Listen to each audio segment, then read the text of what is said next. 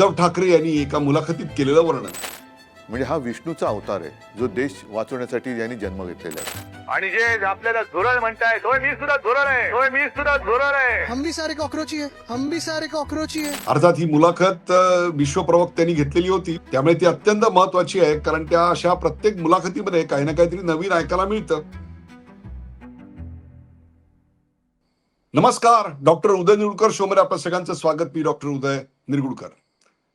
प्रेक्षको, आज एका महत्वाच्या विषयावर बोलायचंय आणि ते म्हणजे अभिजित दिपके याचं उद्धव बाळासाहेब ठाकरे या पक्षाचे कार्याध्यक्ष उद्धव ठाकरे यांनी एका मुलाखतीत केलेलं वर्णन.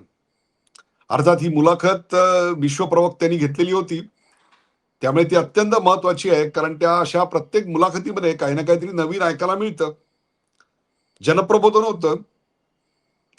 नेहमीचे ते कावळे मावळे गद्दार वगैरे सगळं ते जाऊ द्या, पण यावेळी काहीतरी नवीन त्यांच्याकडून ऐकायला मिळालं आणि त्याची तुम्हाला जाणीव झाली पाहिजे आणि त्याचं एक विश्लेषण तुमच्या समोर आलं पाहिजे, म्हणून आजचा हा व्हिडिओ. म्हणजे हा विष्णूचा अवतार आहे जो देश वाचवण्यासाठी यांनी जन्म घेतलेला आहे. तर अभिजित दिपके यांनी एक आंदोलन काय केलं जंतर मंतरवर आणि थेट केंद्रीय मंत्र्याच्या लंगोटीलाच हात घातला आणि सरकार देखील नमलं.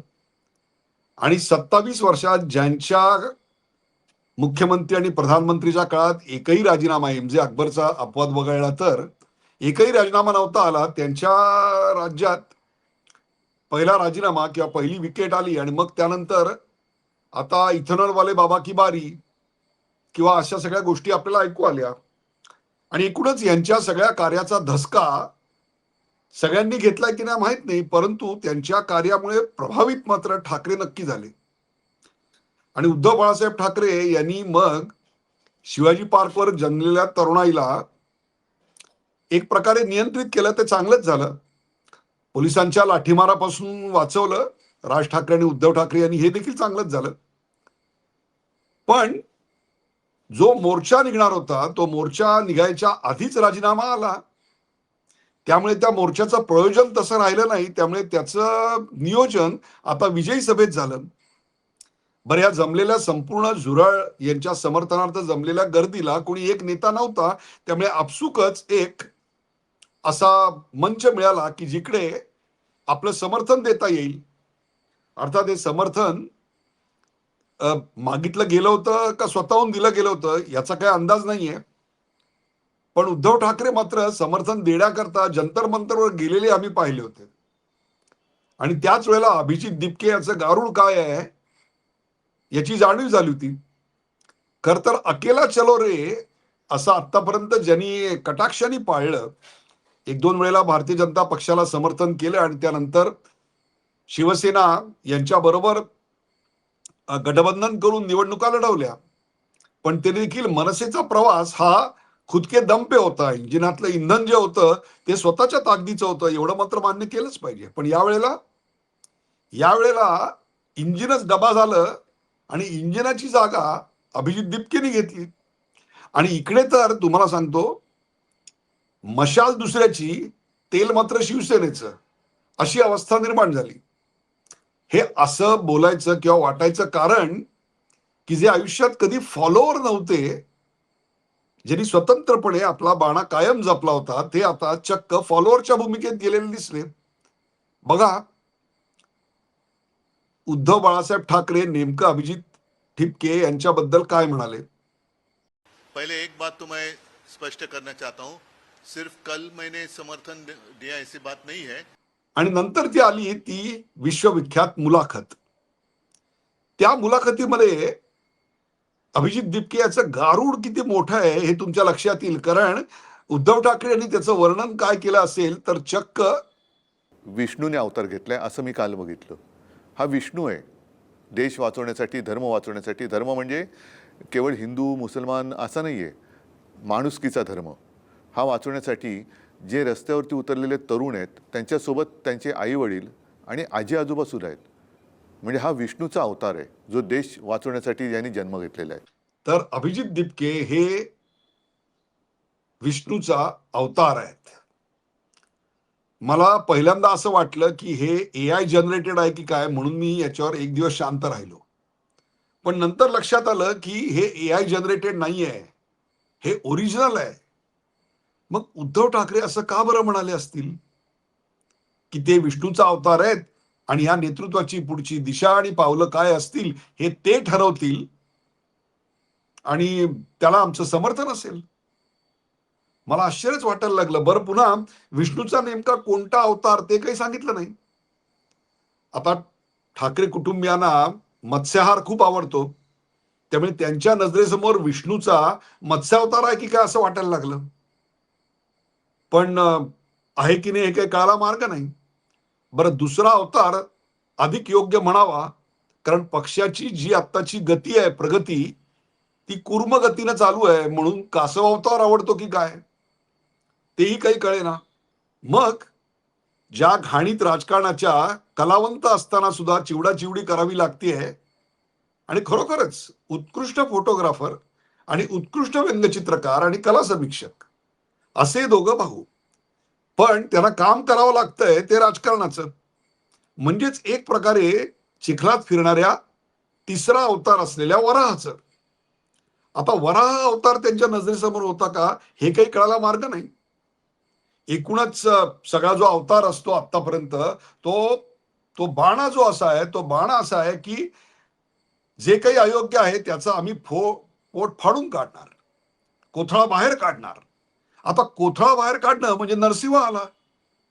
मग नरसिंह अवतार त्यांच्या नजरेसमोर होता का असा प्रश्न आला. आणि 2चे 2 लाख करू ही जिद्द असल्यामुळे पुढचं पाऊल संपूर्ण महाराष्ट्र पादाक्रांत करायचं. आता पाऊल टाकणं आलं म्हणजे वामन अवतार आला. मग वामन अवतार आहे की काय असं वाटायला लागलं. तर ज्या अभिजित दिपकेनी संपूर्ण भारत नीट भारतीय पक्ष करायची एक प्रकारे प्रतिज्ञा केलेली आहे, तो अवतार त्याला जास्त लागू आहे का असं वाटायला लागलं. बघा, म्हणजे प्रत्येक विष्णूच्या अवताराशी काही ना काहीतरी कनेक्ट आहे म्हणून अतिशय विचारपूर्वक हे विधान केलेलं आहे. बरं, अभिजित दिपके हे सत्यवचनी आहेत असं लक्षात आलेलं आहे अनेकांच्या. त्यामुळे मग तो राम अवतार आहे की काय, किंवा त्यांच्या अनेक लीला बघता, ज्या लीला आम्हाला ते जे काही अश्लील व्हिडिओज आले, मीम्स आले, त्याच्या मागे जी काही घोषणाबाज पत्थरबाज होते, त्या लीला बघता आता लीला म्हटल्यानंतर आपल्याला कृष्णाच्या लीला आठवतात. मग रामानंतर येतो तो कृष्णाचा अवतार. मग कृष्णावतार आहे की काय असं वाटायला लागलं. कुठल्याच गोष्टीचा आपल्यावर कधीच कसला परिणाम होऊ द्यायचा नाही आणि आपल्याला वाटेल तेव्हा व्यक्त व्हायचं. म्हणजेच एक प्रकारे धड इन्व्हॉल्वही नाही आणि धड अलिप्तही नाही, अशी बुद्धावस्था. म्हणून हा बुद्धावतार त्यांच्या डोक्यात होता का असं वाटायला लागलं. का येऊ घातलेला कल्कीचा अवतार होता हे काही कळेना. बरं, ते जाऊ दे. आजकाल विष्णू, राम अशा गोष्टी उद्धव ठाकरे बऱ्याचदा करायला लागलेले आहेत.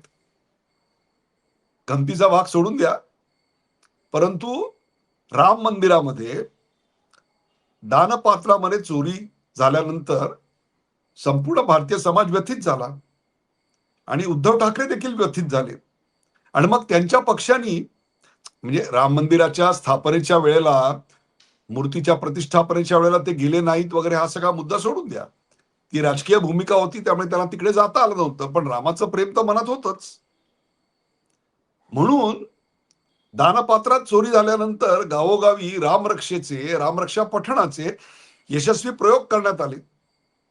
आता रामरक्षा जर तुम्ही रोज म्हणत नसाल तर त्याची ती लय, ते शब्द 1000 वेळा त्याच्यात र शब्द असणं, हे हातात पुस्तक घेऊनही आम्हाला जमलंच असं नाही.